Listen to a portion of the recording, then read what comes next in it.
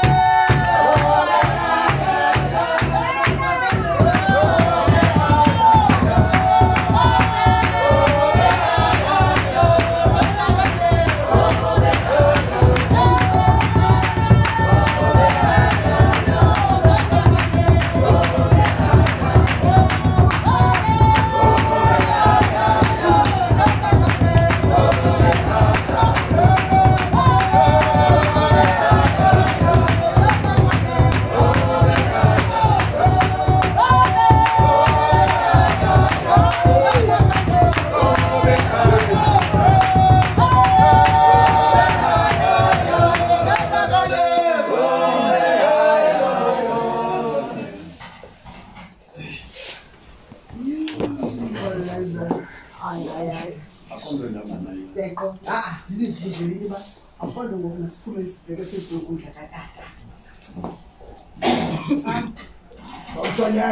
bawuthunyone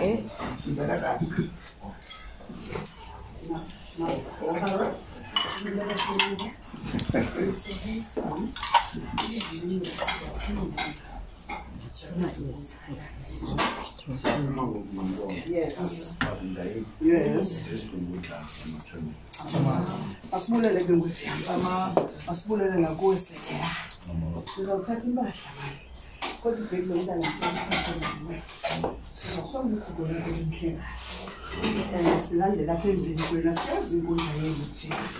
bonke abantu abanobango phakathi kwale nkundla cela bazongetuphatha impahla sizawashelela tyile ngomsipulisa sifuthe ngaphansi kwetafini Sinya sizokwazi ukuvela sonke sonke bahlekazi masicama kusho amabale ngukuthi bafike ingekho ngithonyane ngoba bendifuna iqalwe nguwe mhlekazi